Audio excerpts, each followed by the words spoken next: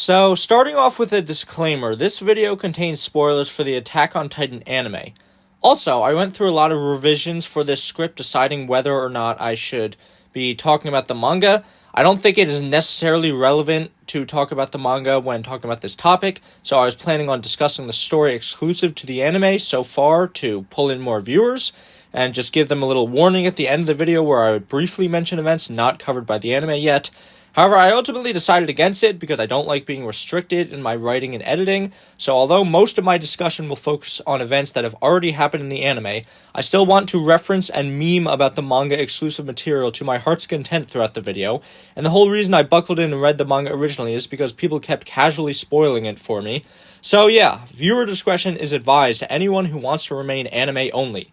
Now with that disclaimer out of the way, on with the video. Hello, my fellow subjects of Ymir. This is the Aromantic Shipper back again with yet another video. This time we are going to be talking about Attack on Titan yet again, which has to be one of the most unique and creative series I've ever seen, and seeing how it evolved from a story about humanity versus mindless monsters into a morally gray, complex conflict dealing with themes of racism, fascism, anti-natalism, and all the other isms was truly an experience. And while some might prefer the days when the story of the series was much more simple and less political, I for one respect the shit out of Isayama for being able to constantly evolve the story and themes while still managing to make it feel like a coherent narrative from chapter 1 to 138. However, if there is one thing that annoys me about Attack on Titan in its current form, it's the dumpster fire discourse going on about some of the moral issues raised by the series. In particular, one question has been debated profusely among the fandom, and that is Eren justified in his rumbling plan? And the answer is, obviously fucking not. How is this even a debate? Yeah, I'm sure the genocidal fascists are actually the good guys.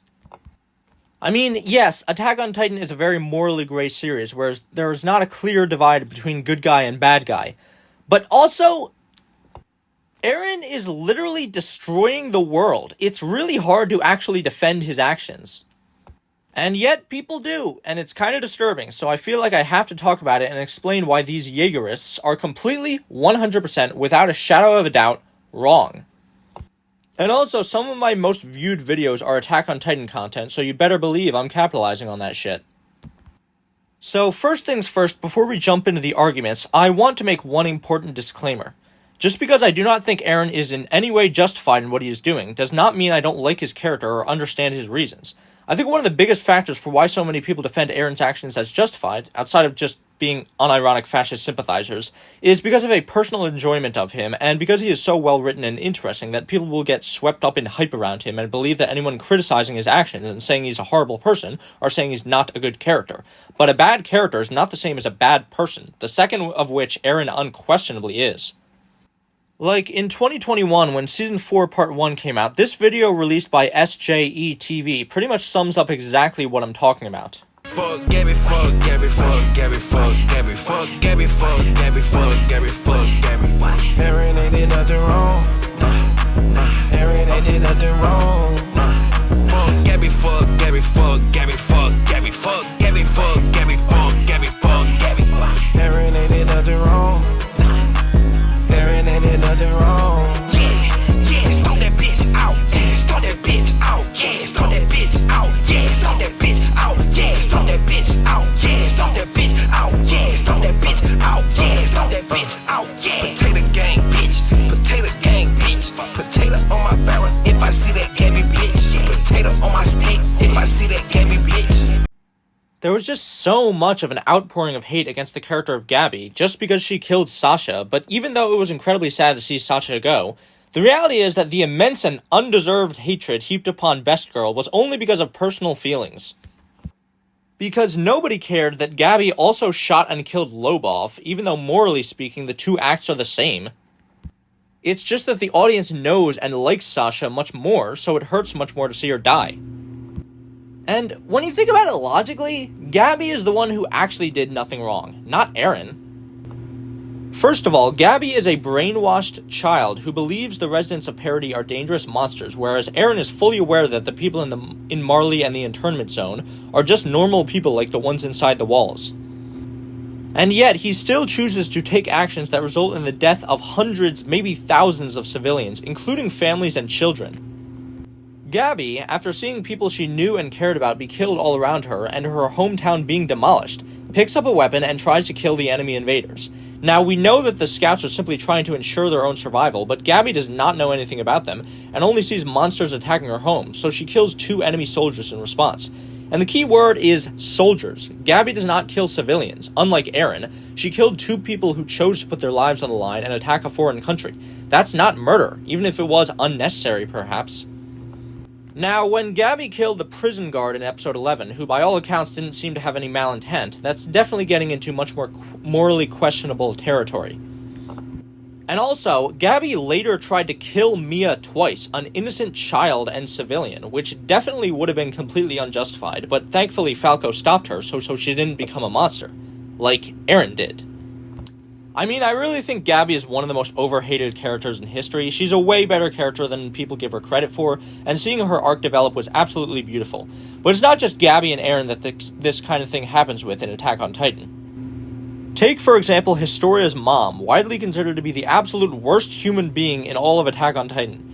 And unlike Gabby, it's really not hard for me to see why. She is really not given any redeeming qualities whatsoever, abused and neglected her own child, Historia, and the only thing she ever said to her daughter was that she wished she had aborted her ass. On the other hand, there's almost no one in the fan base who doesn't like Kenny Ackerman, despite the fact that he has done way worse things than Historia's mother.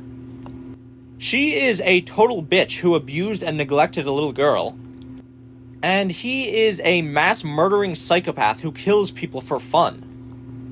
And for anyone who forgot, was also about to kill that little abused, neglected girl before Rod stopped him. And yet, even though he's a piece of shit human being, the audience is still given plenty of reasons to love his character, unlike Historia's mother. He is also shown doing good things, like caring for Levi for a bit rather than condemning him to starve to death, and he has a sense of fairness, like when he freed Eren because he didn't think it was right for Historia to eat him without getting the chance to fight back. And he is also a very complex character who does all these horrible things, but also dreams about what it would be like if he was a good person and wasn't so obsessed with power. And he's also just really freaking funny. My point is that you can like a villain character while not justifying their actions. And yes, Eren is 100% the villain of the series, and Isayama consistently frames him as a monstrous devil throughout the final arc. And by the way, for those of you who are inevitably going to go down in the comments and type, well, of course fans understand that, shipper. People are saying Eren did nothing wrong. Ironically, they just like his character. It's not like they actually think he is in the right. And that's what I used to think too. However, after getting into several arguments with Jaegerists online, it has become quite clear to me that a not insignificant number of Jaegerists do unironically endorse and defend his actions, and those people are the reason I'm making this video. So now, let's finally get into talking about Eren's rumbling plan. Destroying the world, on the surface, seems to be the most generic, nonsensical Saturday morning cartoon evil plan a villain could possibly have. It's almost always the absolute worst motivation you could give a villain because it's so pointless and uninteresting.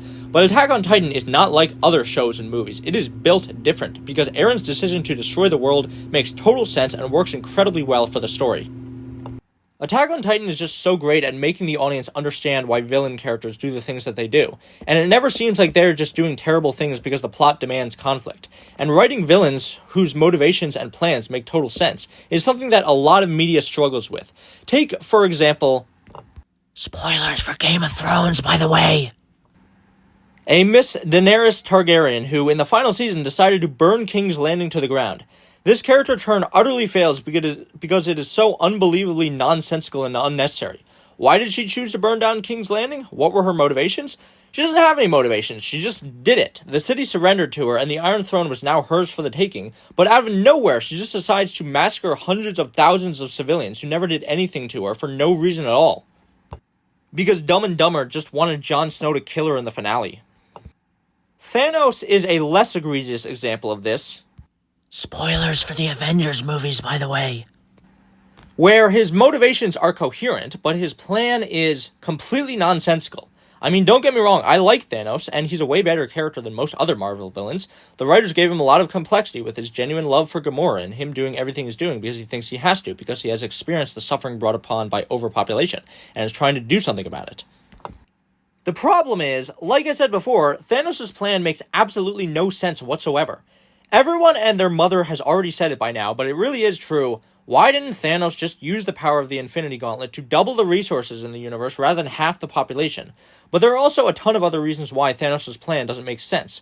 First of all, wiping out half the population of the universe would not do anything to solve overpopulation, since the population would just continue growing after the snap, so the only way to keep the population at a sustainable level is to just continue snapping over and over again every 50 years or so, which Thanos can't do because he destroyed the stones after he used them. But on top of that, this Malthusian idea that excess people need to be killed off for the sake of conserving resources is completely wrong. There are hundreds of millions of people starving on Earth at this very moment, but that's not because there aren't enough resources to feed them. There's an excess of food produced on Earth, but the inefficiencies and misallocations of the global capitalist system mean that some people have plenty and others go hungry. According to the FDA, between 30 to 40% of the food supplied in the United States, that's around 133 billion pounds, by the way, is just thrown out and wasted. And I've worked in dietary aid in a nursing home in the past 4 years, so if you ask me, that's a low estimate. That's not even to touch on the incredible inefficiency of food production, with an unbelievable amount of resources and land being used to raise cows, for instance, which is one of the most unsustainable food sources ever. Overpopulation is not the problem is the extreme waste and inefficiency in food and energy production and land use. On top of that, population growth and birth rates decline naturally in developed countries where women are given access to education, birth control, and abortion. So yeah, no snap genocide necessary as it turns out. You know, maybe instead Thanos could have just snapped half the Supreme Court justices out of existence. However, Eren Yeager is a cut above other villains because his motivations are completely understandable and his plan makes total sense. Well, until chapter 139 anyway, but we're not going to talk about that right now. It might seem like Eren is acting totally out of character trying to destroy humanity because he fought so hard to protect humanity in the past, but the idea of what humanity is completely changes after the basement twist, which also changes Eren's outlook. Eren cared about humanity because humanity was his friends, his family, Carla, Mikasa, Armin, the cadets, his home, and the place he grew up in. But the reveal that the people within the walls are not the last remnants of humanity, as the characters thought, but they are all Eldians, people with the potential to turn into Titans, and humanity has actually been the cause of the suffering they have endured, is why Eren changed. He says it himself, he wants to protect the place he was raised and the people he loves, and he will accomplish that at any cost, even if it means destroying the rest of the world and obtaining freedom atop a mountain of corpses. The story is showing how Eren's black and white mentality of wanting to kill all the evil enemies was dangerous all along by showing its logical extreme, and Eren's plan is a pretty logically sound one for the goal he is trying to accomplish. The outside world hates Paradis and wants to destroy it, so Eren will just use the power of the Founding Titan to activate the rumbling to destroy the outside world. Now yes, it's true that the rumbling wouldn't kill every single person in the outside world. Some people could still survive by, say, hiding underground, or out on the sea, or on a small inconspicuous island that the Walled Titans would never reach. But the point is, there would be so few humans left, and they would be so utterly disorganized and without resources or infrastructure, that they wouldn't really pose a threat to Paradis anymore. Now, Eren's plan is not without drawbacks. One major one not to be ignored is that him flattening the world would have an unbelievably detrimental effect on the environment, which wouldn't be exclusive to the outside world. I mean, with the sheer destruction of plant life and carbon released into the atmosphere all at once, the climate would be drastically altered, so Paradis Island would probably experience horrible famine, flooding, and/or drought. Even if Eren had realized that reality, though, I'm sure Eren would still see that as the price he was willing to pay for permanent safety and security.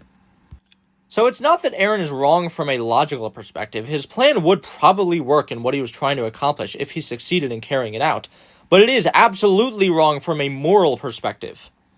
Now, I am not going to go on a whole tangent about the philosophy of morality in this video. I've already gone on enough tangents already. That's something I would do on my other channel. TLDR, if you want to know the moral framework I'm going to be judging Eren's actions by in this video, it's humanism. Which, without going too in-depth into it, because obviously there's more to it than this, basically posits that which causes harm to other people is bad and should be avoided, which I hope is a framework everyone watching this video can agree on. Now, of course, in real life, things get tremendously more complicated than simply avoiding any action that would cause harm to people. Like, for example, what if you have the choice between taking an action that does harm to some people, but also prevents harm from coming to other people?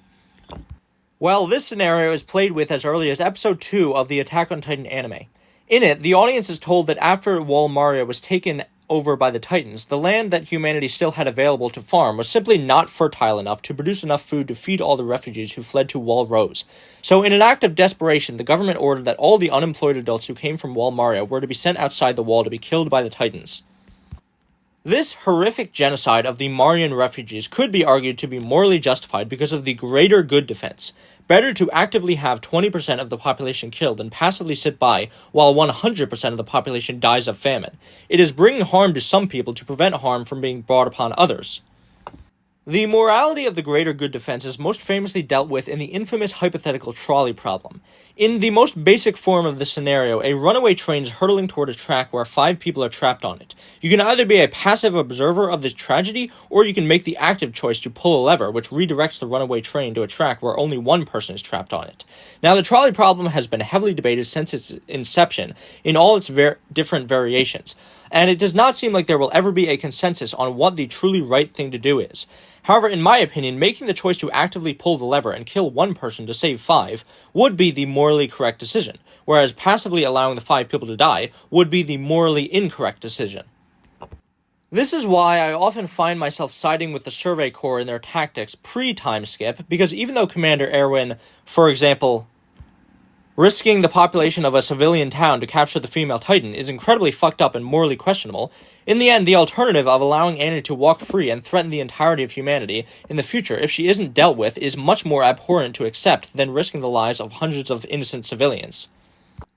But like I was talking about before, the basement reveal changed everything. Post-time skip, the greater good question is no longer given primary focus in the narrative, like it had been beforehand. Instead, the question of the selfish good is being toyed with, because the Eldians within the walls are not the greater good anymore. There is an entire world full of people out there who greatly outnumber the residents of Paradis. So in Eren's case, he is not at all fighting for the greater good. His version of the trolley problem would be if a runaway train was traveling toward a track with one person on it, and he can either stand by and watch as a passive observer or make the active choice to pull a lever redirecting the train to a track where there are 5 people on it instead. Eren is actively bringing harm to the greater number of people, and of course the reason why he is doing this is because the smaller number of people he is trying to save includes people that he has an emotional attachment to, and simply matter to him much more than the rest of the world. So, in Eren's trolley problem, the one person on the first track wouldn't be some random guy, it would be Armin, Mikasa, or any of his other friends. And I think anyone could sympathize with his decision to pull the lever and have the train kill the 5 people, because all of us care about our loved ones and would never want to see them die. But just because Eren's decision to pull the lever is understandable, that does not mean it is morally defensible. Just because someone matters more to him does not mean that any of those other 5 people matter any less than that one person. They too all have families and loved ones who care about them and don't want to see them die either. Selfish gratification is not the same as morality, and it is not defensible if greater harm is being inflicted upon others at the cost of it. In fact, Eren's trolley problem is actually far worse than I laid out previously.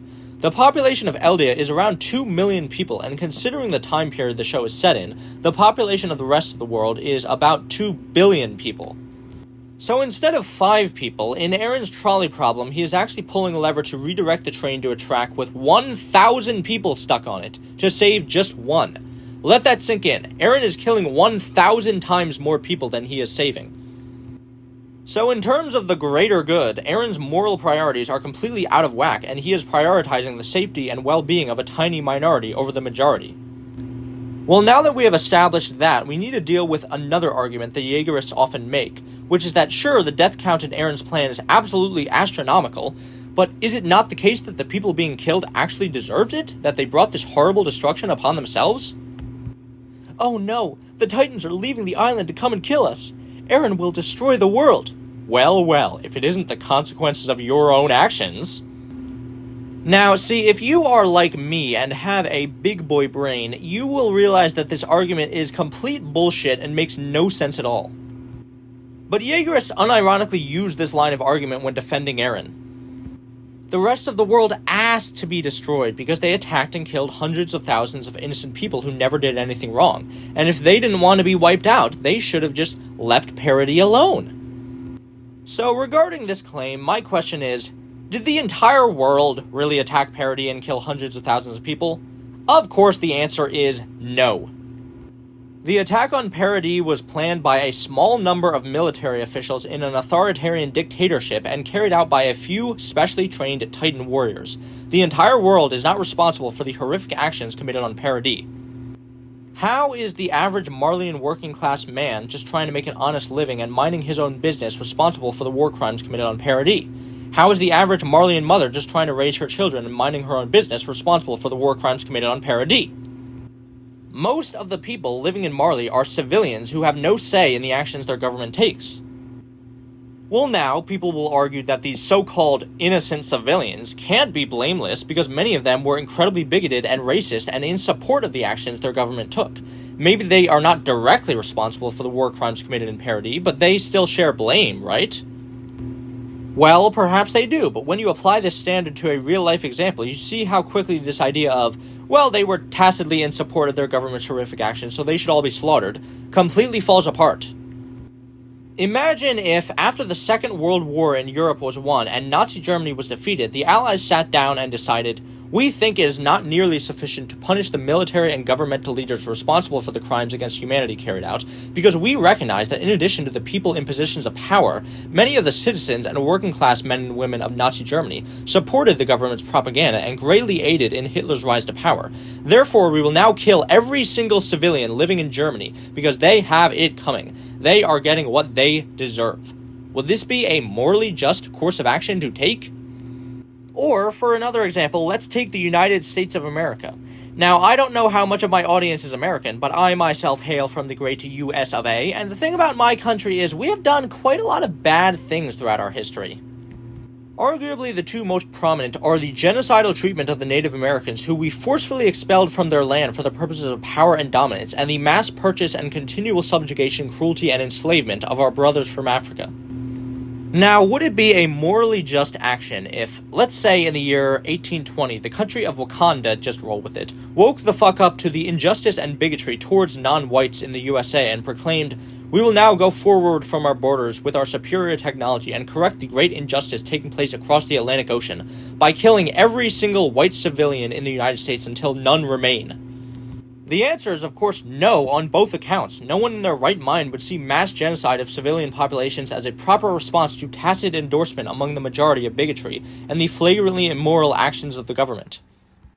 We recognize that this would have been a completely unjustified course of action because we recognize the power of propaganda and cultural indoctrination, how the majority can so easily succumb to tacit endorsement of the most horrific beliefs and actions imaginable, despite not being pure evil villainous scum. It is this recognition of common humanity and how we ourselves are also products of our environment, and could easily have fallen into the same line of thinking had we been raised in such an environment, that we do not endorse the slaughter or genocide of civilian populations, even if many of the civilians do share some responsibility for the horrific actions of the nations they reside in. And also, what about the people in Marley who share no responsibility at all for their government's action? Children. Blameless children who have not done anything to contribute to the bigotry, racism, and violence of the Marleyan Empire. Eren is killing tens or hundreds of millions of the most innocent of our society who have not done anything wrong. He is slaughtering children for the sins of the father, which, wouldn't you know, is exactly what Marley did to Paradis, only Eren did it on a much larger scale. What I find ironic about this argument that Eren is justified in carrying out the Rumbling Plan because the people he is killing just had it coming is that you can easily flip it and use it to justify the actions Marley takes. Jaegerists talk about Paradis as if the people there were totally innocent and did nothing wrong and were just minding their own business and did nothing to provoke Marley into attacking them. And that's true, but that's not the case for their ancestors. The Eldian Empire was responsible for unleashing horrible devastation on the rest of the world.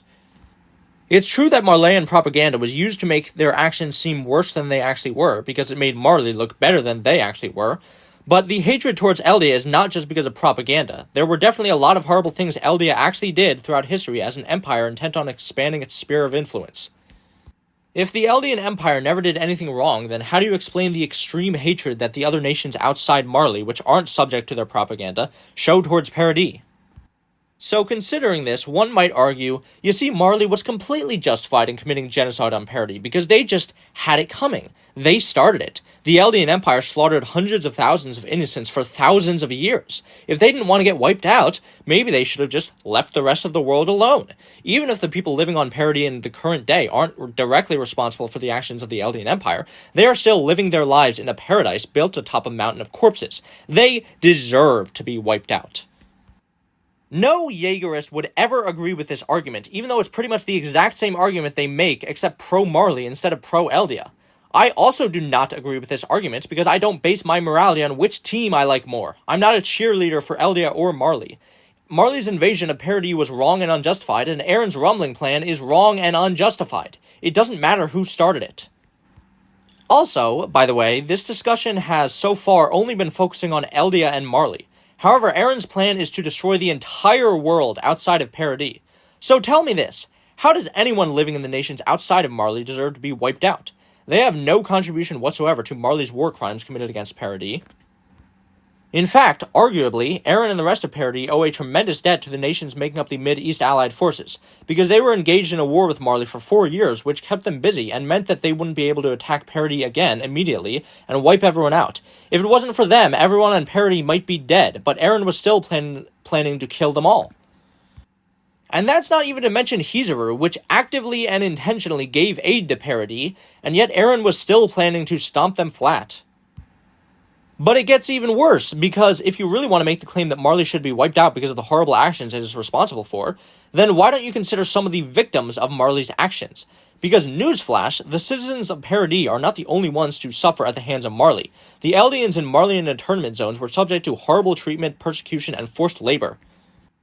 And in addition to them, Marley was also an empire that conquered and subjugated other lands, killing mountains of civilians and treating the residents of these satellite territories as second-class citizens. On Young Capone's homeland, and refugees like Ramsay are not the perpetrators of injustice towards Paradis. They are victims of Marley's warmongering imperialism just like Paradis is, and yet Eren was planning to stop them all flat all the same. Going back to my Wakanda hypothetical I mentioned before, Eren's plan is basically if Wakanda crossed the Atlantic Ocean and decided to wipe out not just the white colonial oppressors, but also kill the African slaves and Native Americans along with them. In conclusion, I couldn't give a single shit that Eren slaughtered all the asshole military officers during the raid of Liberia. They definitely deserved it. But the overwhelming majority of people Eren was planning to kill with his rumbling plan did not deserve their fate in the slightest. This argument that the outside world had it coming doesn't make a single lick of sense when one spends more than 10 seconds thinking about it. The Holocaust carried out by Nazi Germany completely pales in comparison to a full-scale rumbling in terms of innocent lives cut short. Well, now some people might be saying, that's not fair, you're being disingenuous. You can't compare Eren and Paradis to Hitler and Nazi Germany because in the case of the Holocaust, the Jews, homosexuals, and other undesirables slaughtered did not pose an actual threat to Nazi Germany, and there was no urgent reason to wipe them out. But in Attack on Titan, the people of the outside world do pose a real legitimate threat to Paradis and desire to kill everyone on the island. This Holocaust, but what if it was necessary scenario brings us to the final boss of Jaegerist arguments that we must defeat. Eren simply had no choice but to do what he did. Now, discussing this argument, I am not going to be getting into an argument about free will versus determinism, nor will I be addressing the time travel shenanigans present in Attack on Titan, and whether it would have been possible to change the future Eren saw in his memories. That's a whole different discussion in the realm of philosophy that this video is not about. For all intents and purposes, for this video, we will be taking for granted that Eren is a freely acting individual capable of making any choice he desires. The Jaegerists' claim simply refers to the idea that in order to protect the island, Eren had no choice but to activate the rumbling and destroy the world, and if he did not do so, then everyone in Paradis would have been wiped out. Now, once again, I will remind you that even if this were the case, it would still not make Eren's rumbling plan morally defensible. He is still pulling the lever to redirect a train away from hitting one person and actively making it kill 1,000 people. However, rather than just leaving it there, which I could do, I really want to dig into this question. Did Eren really have no choice? Was he really left with only two abhorrent options, the genocide of Paradis or the genocide of the world? No, he wasn't. That's a false dichotomy, like most dichotomies are. You see, the issue with using the trolley problem to talk about moral issues is that the trolley problem is only hypothetical. In the real world, things will almost never be like the dilemma postulates.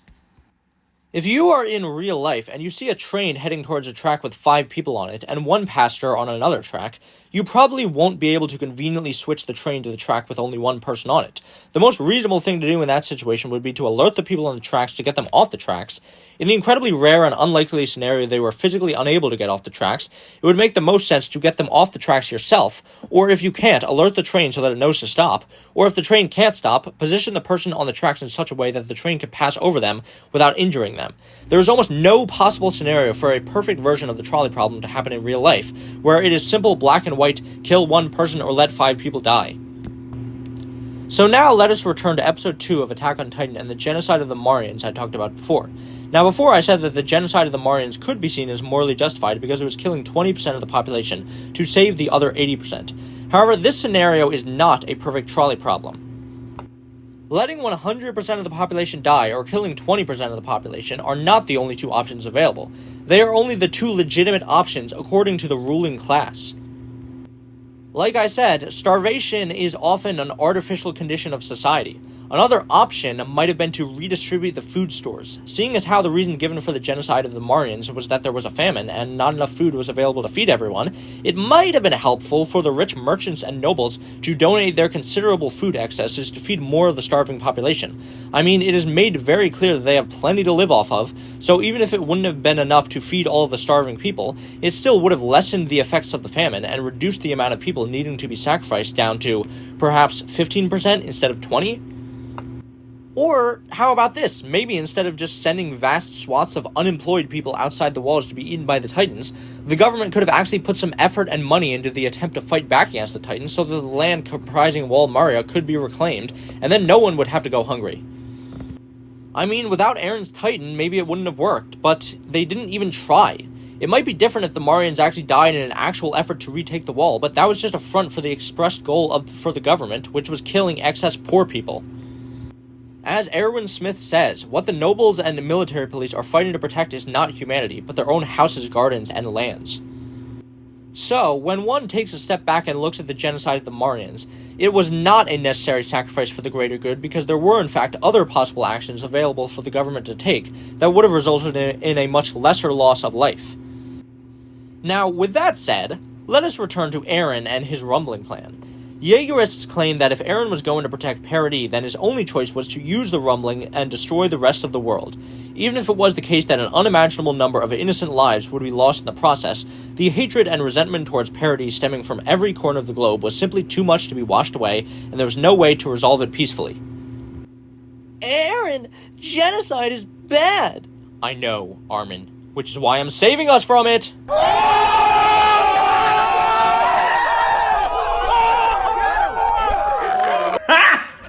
Got him! Take that, soy boy cuck! Are my facts and logic too triggering for you? You say genocide is wrong, but you're a hypocrite, because by fighting to stop the rumbling, you are actually aiding in the genocide of Paradis. Checkmate, atheists! Up yours, woke moralists. We'll see who cancels who.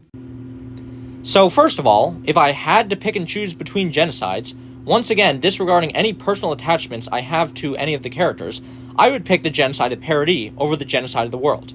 The death of 2 million people is obviously more ideal than the death of 2 billion. But secondly, it was not a given that if Eren did not carry out the rumbling, then all of Paradis would be wiped out. Oh, don't get me wrong, it was absolutely the case that Marley and the rest of the world wanted to commit genocide on the citizens of Paradis and wipe them all out, but Willie Tyburn's speech in the declaration of war kind of changes some things. Because in his speech, Willie Tybur reveals to the entire world, hey, you know that super scary King Fritz guy everyone thought was a dangerous outlaw ready to unleash the rumbling at any moment? So that was a fucking lie. King Fritz was actually a pacifist who ended the Great Titan War and the Reign of Eldia and wiped the memory of all his horrible devils, making them ignorant and peaceful. Now, Willie Tybur still turns his speech around and fearmongers about how the devils of Paradis are still dangerous because they are following Eren Yeager now, and declares war on them, but listen closely to the language Willie uses throughout his speech. He never says anything about wiping out the island devils. He simply says that they need to be stopped. They need to be defeated. Now, one single speech cannot single-handedly change the entire world's perception on Paradis, but Willie has clearly framed the issue differently than it used to be framed. It is still necessary to stop Paradis, but not necessary to wipe everyone out, because the king and citizens are revealed not to be the evil devils people thought they were. Willie Tybur instead scapegoats the world's hatred and fear onto Eren Yeager specifically, meaning the primary point is that Eren must be wiped out as well as any who would follow him. Now, you could say that I'm reaching here, and even if Willie was using rhetoric that is not explicitly in favor of genocide, Marley was still going to commit genocide on Eldia anyway, right? Well, I don't think so, and here's one big reason why. Reiner. Now, Reiner is the one who tells Commander Magath that it is necessary to attack Paradis as soon as possible to stop Eren and Zeke. He wants to stop Eren because he thinks that Eren might really be capable of destroying the world. Which, yeah, I guess he was right about that. But ask yourself this. If Eren was defeated, what would happen after that? Do you think if Marley, as well as the allied nations, decided to commit genocide on Eldia, Reiner would just be totally cool with that? Obviously not. Reiner went through a lot of character development, realizing that the war crimes he committed on Paradis were completely unjustified, feeling incredible guilt and shame over them, and admitting to Eren that he was in the wrong and deserved to die. It is true that Reiner still decides to fight on the side of Marley, but even though it is never explicitly said, it's obvious to me that one of the reasons why is so that Reiner would have legitimacy in deciding how the residents of Paradis are treated. I mean, when Magath suggested a Scorched Earth campaign in the war against Paradis, which for the uninformed basically means, I'm gonna bomb the shit out of them. Reiner instead suggested an infiltration that would cost much less innocent lives, and Magath listened to him. He is at last trying to take responsibility for his previous actions, not only by stopping Eren, the monster he created, but also doing what he can to make sure the innocents of Paradis don't suffer any more than they have to. If Eren was eaten during Marley's invasion, Reiner would undoubtedly speak up for the rights of the citizens of Paradis, and he would have some real clout since he would be one of the heroes who saved the world. Now, you could say that that wouldn't make any difference, but once again, I disagree. I mean, Magath might be a bigot and a racist, but he's not stupid. He's shown to be a pragmatist who does listen to Reiner, and does have remorse about all the Eldians who he sent out to die in war. I don't think Magath would just authorize the genocide of Paradis if the Armored Titan was making a ruckus about it. Now, you could still say that I'm being too optimistic. Reiner would be dead in a year anyway, so he wouldn't be able to fight for the rights of Eldia for very long, and Magath is only one man. Could he really stem the tide away from the other Marleyan officials and world leaders who might simply want everyone in Eldia eliminated anyway? Well, that is a legitimate point. Maybe after Eren was eaten, everyone in Eldia would have still been killed. But it is not a sure thing, and in my opinion was not the most likely outcome. So the argument that if Eren didn't use the rumbling, then Paradis would have been wiped out is pretty shaky. The most likely outcome for the war for Paradis, if Paradis lost, is that all the citizens would have been subjugated and oppressed, subject to discrimination and violence, and having their rights and liberties taken away. So yeah, still not a very favorable outcome, and in direct opposition to Eren's drive for freedom, but not genocide. However, this discussion has only thus far been looking at an outside invasion of Paradis as the only alternative to the rumbling. But there are, in fact, other alternatives to the rumbling as well that would result in a much lesser loss of life. Do people saying that Eren had no choice but to activate the rumbling just forget that Paradis already had another plan available to them beforehand? Feed Zeke to Astoria and have her pump out as many children as possible in order to have the tools to activate the rumbling at any time. Perform a small-scale demonstration of the rumbling, showing the rest of the world that they have the power to activate it and will use it if attacked. The rumbling will then act as a deterrent, scaring the rest of the world into non-aggression. Now, I understand why Eren did not want to go through with this plan. It would require sacrificing Astoria and taking away her future, which he was absolutely not okay with because he loved her. We will never give up. We will never concede. It doesn't happen. You don't concede when there's theft involved. However, morally speaking, it is utterly indefensible to put the well-being of one person above the billions of other people he was going to kill in his alternative solution.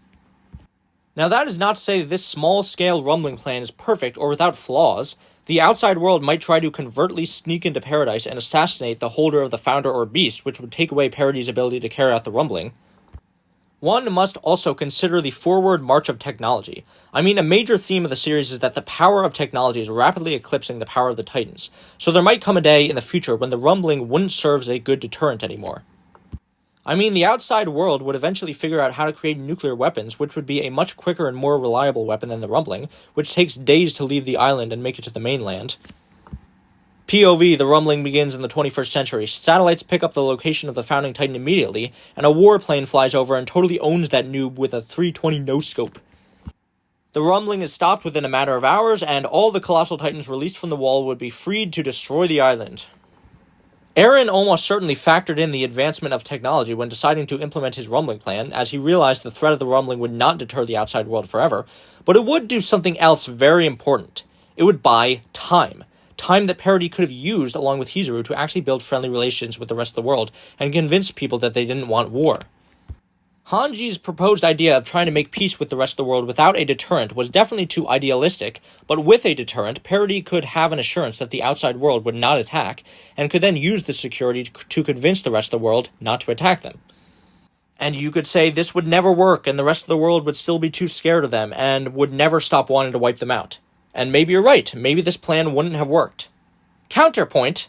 Maybe you're wrong. How can you be so sure that if Paradis and Hizuru worked a tireless public relations campaign for decades to sway public opinion and prove that they didn't want bloodshed, and had the ability to use the power of the Founding Titan against the world but didn't, that there is no way this strategy would change anyone's mind?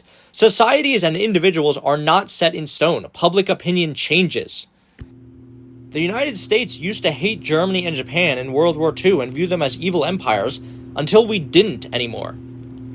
And disregarding the real world, the show itself gives multiple examples of people with preconceived biases about Paradis turning around and changing their minds in light of new experiences and information. Reiner, Gabi, Niccolo, Magath, and several of the other Marleyan prisoners of war, all of them came to realize that the people of Paradis weren't devils and were just human like them. Attack on Titan clearly shows us that it is possible for prejudice and fear to be dealt with without resorting to genocide. You just have to work to make it happen. And again, maybe Paradis would have failed to create peace, and they wouldn't have been able to reach enough people, and they still would have been wiped out. But there was a possibility of success, so banking on that possibility has to be more desirable than just jumping straight to mass genocide. Also, using the rumbling as a deterrent was not the only other option besides the full-scale rumbling plan. Another option would have been for Paradis to take advantage of the hatred and resentment towards Marley. It is true that there is pretty much universal hatred towards Eldia throughout the world, but the geopolitics in Attack on Titan are quite a bit more complex than everyone versus Paradis. It is shown that the nations of the world have their own agendas and allegiances that aren't based around hatred towards Eldia. And while everyone hates Eldia, Marley is the empire that has been actively oppressing and aggressing against the other nations for the past 100 years. It is shown and told to the audience that Marley's wars are horrifically brutal, as they have no regard for the laws of war and reward their soldiers for killing civilians of enemy nations. There is so much ill will towards Marley on the world stage that the Mid-East Alliance was formed to oppose its continued expansion and performed moderately well against it, dragging out a war with Marley for 4 years. Now imagine if Paradis decided to join the war on the side of the Mid-East Alliance. Now the Mid-East Alliance would never request the aid of Paradis because they hate the Eldians, but that doesn't matter. Paradis doesn't need their permission to join the war. They could launch surprise attacks anyway, destroying crucial Marleyan military outposts and fleets with the Colossal Titan, and aiding the Mid-East Alliance in their war effort. The support of Paradis and perhaps Hizuru would probably be enough to turn the tide of the war and defeat Marley without even using the Founding Titan, which would definitely do a lot of legwork for gaining Paradis more allies.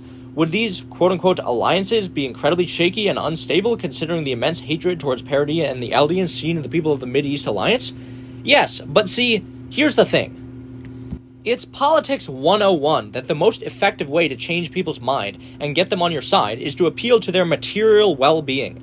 Yesterday's enemy is today's friend. If the other nations of the world saw a geopolitical advantage in allying with Paradis and the chance to fight back against the oppressive Marleyan Empire and gain more power, territory, and resources, a lot of them would probably take that chance. I mean, remember in Season 1 when everyone within the walls was terrified of Eren and wanted to kill him because they had such a deeply entrenched fear of Titans? All that fear and hatred towards Eren completely disappeared within 6 months. Why? Well, because the Survey Corps appealed to people's material well-being and people realized Eren's Titan power could be used to make their lives better. Going back to talking about Season 4, though, Young Capone and the Volunteers are a great example of the power of self-interest. I mean, the cultures they hailed from undoubtedly had prejudice against Eldians and Paradis, but when they were told Paradis was the key to defeating their oppressors and liberating their homelands, they jumped at the chance to visit the Island of Devils. If Paradis went out and started aiding Marleyan colonies and fighting for their freedom, I doubt the inhabitants of said colonies would reject said aid. I mean, Vietnam was certainly no big fan of China because of the long history of Chinese aggression towards it, but all the same, Ho Chi Minh still accepted Chinese aid to drive out the American invaders. It could also be the same story with the Eldian ghettos in Marley. It's true the Eldians in Marley were subject to intense indoctrination to make them hate their own people, but if they were actually given freedom and self-determination by Eldia, I think a lot of them would still take it. We know that there were resistance movements against Eldia in the Eldian ghettos after all. This alternative scenario of Paradis jumping into the war against Marley is actually toyed with in the YouTuber Turtlequark's ongoing series, What If Erwin Had the Colossal Titan? I definitely recommend watching that series, by the way. It's a very interesting what-if scenario, and it goes pretty in-depth. Now, you could still say that this plan might not work. These shaky alliances Paradis would make with the other nations would only be temporary and would break down, as the people would be paranoid that Paradis was orchestrating some grand conspiracy to gain their trust and betray them, so they would have to betray Paradis first. And yeah, it's a possibility that this plan might not have worked. But, counterpoint, it's also a possibility that the plan would work. And although this plan would cause more war and bloodshed than the Deterrence plan, there are also advantages to it as well, like the promotion of positive justice over negative peace. Paradis could actually make amends for the actions of their ancestors by fighting against imperialism and tyranny and standing up for those who have been oppressed by Marley. So yes, in reality, the choice between the genocide of the world and the genocide of Paradis is a false dichotomy, because I just listed 3 alternative possible scenarios where the world is not wiped out and neither is Paradis. The Rumbling plan was not Eren's only option. He decided that it was his only option after seeing that the Eldian civil rights group wouldn't be of any help, and intentionally took actions that made it so that all 3 other options I talked about before became more and more untenable. He abandoned the Survey Corps, leading them scrambling to find him and unable to create a new plan of action like entering the war on the side of the Mid-East Allied forces. He attacked Liberia, killing government officials, civilians, and emissaries and journalists from around the world, which would make it much more difficult to change the tide of public opinion afterwards, because he sent the message that Paradis wasn't interested in peace, and was just as dangerous as ever. And yes, Eren was answering Willie's declaration of war, but he could have, not done that, and chosen not to attack. By doing so, he was actually playing right into Willie's hands, and proving to the rest of the world that Marley was right, and Paradis was a great danger that needed to be stopped. Peace was an option, but Eren made it so it wasn't. Eren is partly responsible for creating the conditions Jaegerist claims necessitated the rumbling. There were other possibilities to prevent the genocide of Paradis and also protect the freedom of its citizens that caused a much lesser loss of life, but Eren decided to take the course that had the highest body count possible. And why? Well, because he wanted to be absolutely sure that Paradis would be safe. With those other 2 plans I mentioned before, there's more uncertainty involved, a greater possibility of things going wrong, and Paradis being in danger. The Rumbling plan is pretty much the only way Eren could be certain Paradis would be safe. Except, is it really? Is there no chance whatsoever of it backfiring? Well, the Rumbling plan is pretty sound for the most part, but there are still risks and possibilities for failure. Consider this. Eren is undoing all the hardening on the walls, turning them from a shield for defense into a spear for offense. Is it not inconceivable for any naval force outside Paradis to decide, well, we might be going down, but we're taking Paradis down with us. So rather than fleeing or trying to stop the Wall Titans, the naval force performs a land invasion on Paradis, while it does not have the walls anymore for protection. This is a conceivable drawback that would endanger the island. And of course, if Eren somehow fails his mission to annihilate humanity and loses the Founding Titan, leaving significant portions of the Earth untouched, those remaining humans would still pose a threat. And unlike before the Rumbling was carried out, where, like I was talking about with the declaration of war, there still would have been a chance for a successful invasion of Paradis would not result in the genocide of the residents there, there would be absolutely no mercy for the remaining people of the world after seeing the unfathomable destruction brought about by the colossal titans, and there would be the greatest urgency to go and annihilate all the island devils as soon as possible. But, I'm sure Eren just assumed that since he had so much power, there was no way anyone would realistically stop him, right? Right? No! No! No! Now go sit in the corner and think about your life.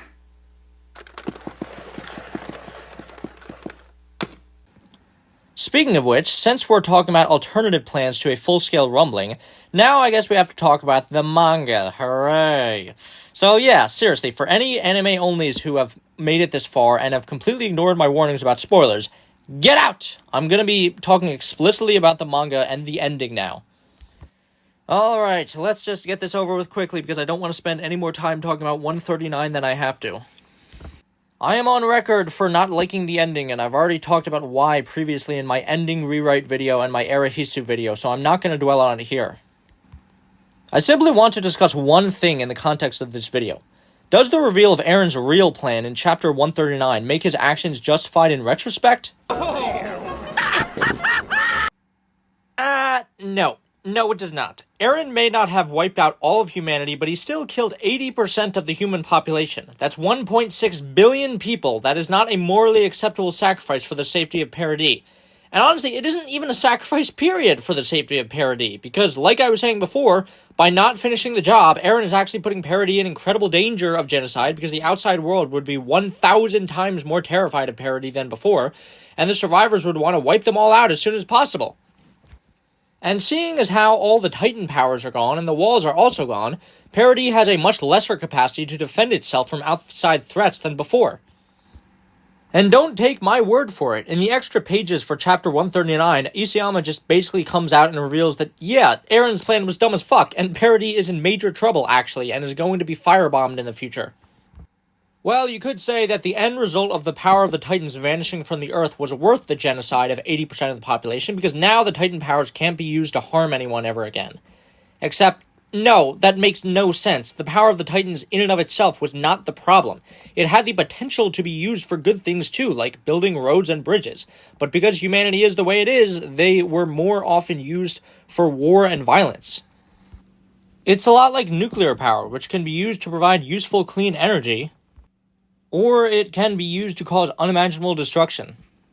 I mean, seriously, just imagine a scenario in real life where a person used nukes to destroy 80% of the population in order to destroy all the nukes. It completely defeats the purpose of getting rid of the nukes, because you're using them in the exact destructive way you are trying to prevent by getting rid of them. And Eren didn't even need to destroy 80% of humanity to break the curse of Ymir, he just had to get Mikasa to kill him, right?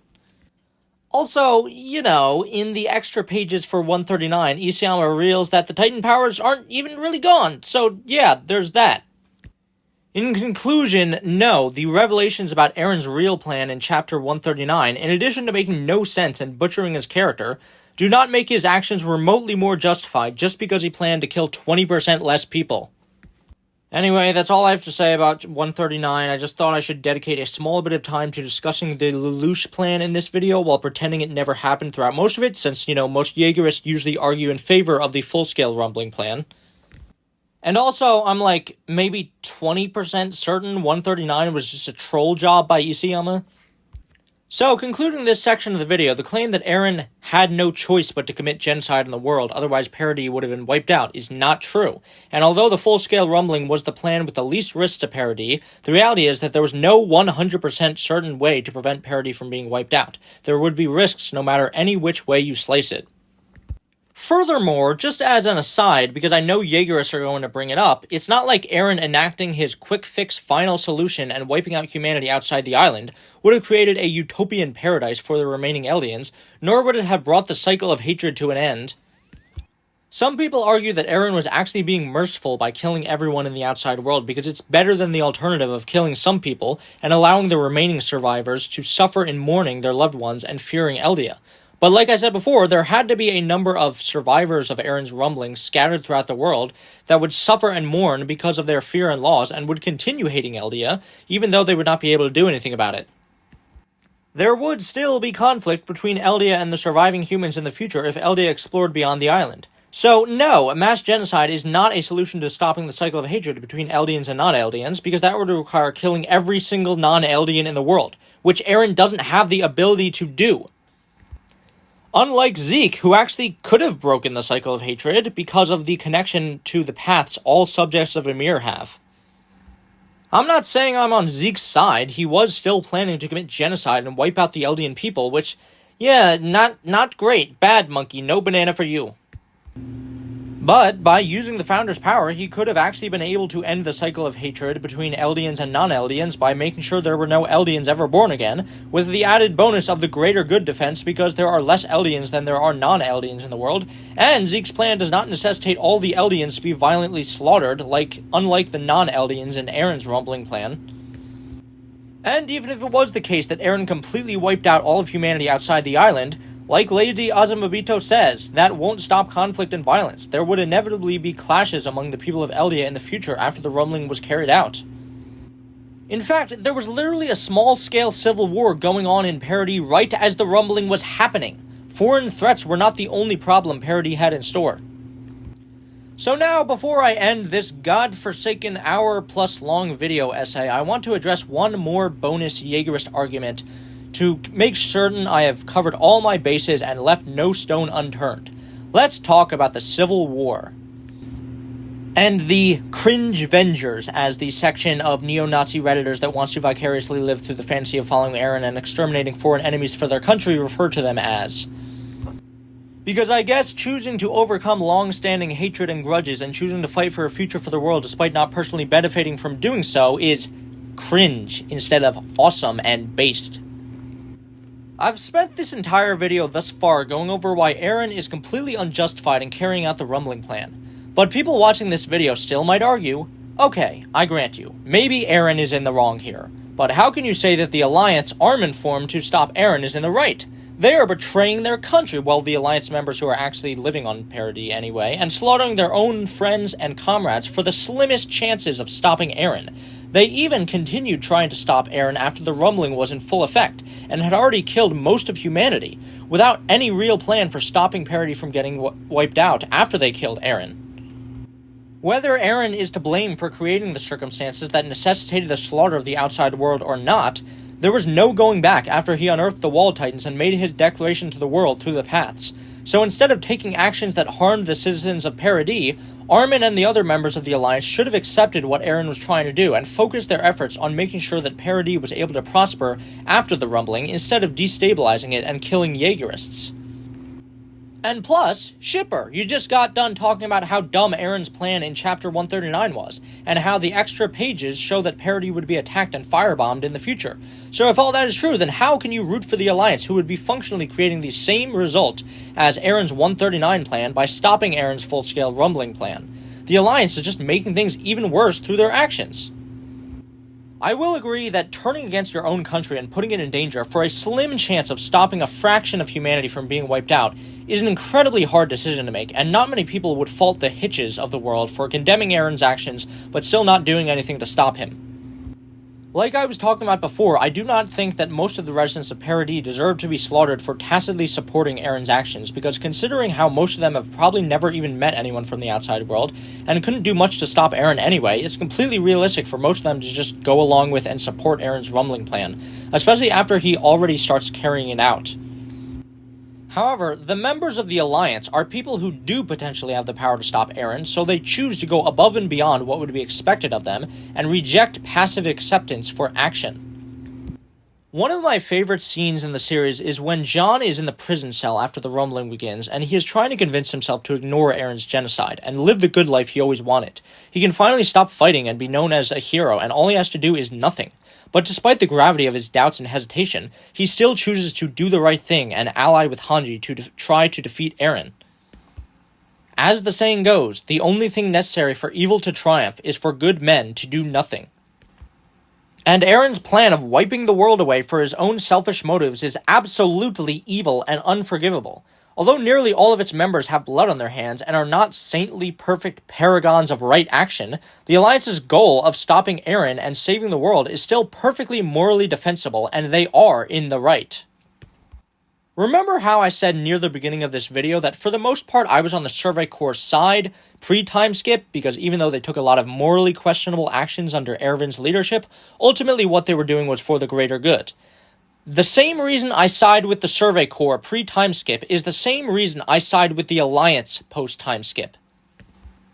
Jaegerists basically claim that Armin and the Alliance were just virtue signaling by saying they were saving the world, when in actuality they were dooming the world, but that's not true. They were arguably dooming their home, Paradis, by stopping Eren, but once again, Paradis is not the world! Even if they stopped Eren after Eren had already wiped out 80% of humanity, going by the numbers, they would still be actively saving 200 times more lives than they are passively letting die. And yeah, there was a really good chance they would fail in their mission to stop Eren, and the world would be destroyed anyway. But despite that chance, they still tried anyway and put their lives on the line to fight for the most favorable outcome, not for themselves or for their home, but for humanity as a whole. Armin, Hanji, and the rest are staying consistent with the mission of the Survey Corps to make great sacrifices to protect humanity. This both sides equivalence of Eren and the Alliance both being equally in the wrong is ludicrous. The Alliance killed maybe 100, 200 Jaegerists at the port, all of them soldiers who chose to fight, by the way, not civilians, which Eren is killing billions of. And yes, it was incredibly tragic that they died, because most of them were people who just wanted to protect their families, but it was a necessary sacrifice for the greater good. Eren and the Jaegerists are the true traitors because they betrayed the ideology of the Survey Corps and twisted it into a fascistic, us-first-only, fuck-the-world mentality. And I know I joked about the r/Titanfolk subreddit being populated by neo-Nazis before, but I want to be fair and not immediately label every Jaegerist a fascist. However, I will still point out, sorry to say it, but if you unironically support the Jaegerists, you are falling into fascist thinking, where your own in-group and nation is more important than everyone else. Fascism does not have a consistent morality based on human flourishing, and excuses actions performed by one's own nation, while condemning those same actions if they are committed by a foreign nation, and this double standard is very easy to fall for, even if you do not label yourself as a fascist. Armin, however, does not fall into this trap. He does have a consistent morality based on human flourishing, unlike Eren. I've seen a lot of Jaegerists act like Armin is the same as King Fritz, who had so much self-hatred that he was going to intentionally let his own people be wiped out for the sake of the world. Does Armin even care about his own people, huh? And just so we're clear here, you definitely won't see me defending King Fritz. He was a total piece of shit. He acted like he was this morally righteous individual because he was a pacifist, but he was a genocidal tyrant who condemned millions of innocent people to death and wiped their memories so they didn't even know why they were being wiped out. He had the power to save them, and he had the power to try to make things better and rectify the wrongs done by the Eldian Empire and make sure his descendants did not unnecessarily suffer, but didn't because that would have been too hard and taken too much effort, so instead he just condemned his citizens to horrifying death without their consent. It's sort of like how Eren had the opportunity and power to fight for a future for everyone and take actions that would not result in people suffering unnecessarily, but he didn't, because that would have been too hard and required too much effort and uncertainty, so he just condemned the inhabitants of the entire world to death without their consent. In the same way Eren's actions mirror those of Marley, just on a different side, they also mirror the inactions of King Fritz. It's ironic because Eren despises King Fritz's ideology of peace, and yet he really doesn't have any moral standing for condemning him. Armin, meanwhile, serves as a middle ground between the genocidal actions coming from multiple sides. Armin is willing to get his hands dirty and fight to protect his homeland, rather than just condemning his own people to death. Post-time skip, he showcases multiple prominent examples of trying to protect his own people. He destroyed the Marleyan fleet in Liberio, even though he didn't want to, and it resulted in significant civilian casualties, because if he didn't, Paradis' future would be in jeopardy. He made a plan to steal the flying boat without spilling a single drop of blood, rather than deciding to go in and kill all the Jaegerists immediately. And when Marley invaded Shiganshina again, he convinced everyone to fight to protect Eren, despite him betraying them and losing their trust, because if they didn't, then his home would be in danger. It is only after he discovered Eren's full-scale rumbling plan, being a person with consistent principles, he decided that although protecting his home Paradis was important, the cost of Eren's plan was far too great to accept, and he had the moral duty to stop him, considering if it wasn't for him, Eren would not have made contact with Zeke and obtained the Founder's power in the first place. Maybe Armin didn't have any kind of solid plan for dealing with the hatred of humanity's survivors after stopping Eren, which, again, is Eren's fault because he didn't leave Paradis with any other outs. But undoubtedly, Armin still would have tried to do everything in his power to protect his home Paradis after Eren was defeated by doing, well, fucking anything that would help. Contacting Hizuru and trying to get their support, trying to take control of the Founder's power again, moving Eldians outside of Paradis to a safer location. Would these actions have been in vain? Well, depends on what you mean by in vain. Even if genocide was going to be wrought upon Paradis, he still could have potentially helped some people and avoided an even worse potential outcome. The point is, even if stopping Eren would have put Paradis in terrible danger afterwards, Armin consistently takes actions throughout the series that work towards the best outcome for everyone, and help as many people as possible. Whereas Eren, post-time skipped, takes actions that work towards the worst possible outcome for the most amount of people, and helps the least amount of people as possible for the benefit of a few. And that is why Eren is the villain, and Armin is the hero. Well, until 139 anyway, but we're not gonna talk about that!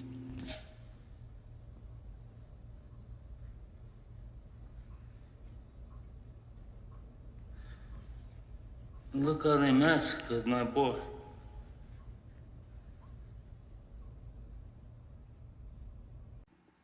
So yeah, that's about it. After an hour plus of argument, I have finally laid out every single reason why the Jaegerists are conclusively, 100%, without a shadow of a doubt, wrong, and Eren is not justified in his full-scale rumbling plan. And what kind of tickles my funny bone about all the Jaegerists out there claiming Eren was justified and did nothing wrong is that their lord and savior, Eren himself, doesn't even think he's doing the right thing. Eren is perfectly aware that he cannot morally justify his actions and admits to himself that he is far worse than Reiner. However, Eren is a character who has always strived for freedom, and morality, after all, is merely a chain restricting one's actions. But the thing is, morality is not just a nebulous concept to virtue signal about. Morality matters, because it dictates how real people are treated. Well, I mean, not in Attack on Titan, obviously, because Attack on Titan is fiction, but the reason why I wanted to make this video is because people's views and perspective on fiction is usually emblematic of their views and perspectives on real-world issues as well. And the fact that such a significant number of people see Eren's actions as righteous and morally justified is extremely concerning. One of the most major issues facing our modern world that Hajime Isayama tackles in Attack on Titan is the nationalistic lack of empathy common in the human condition.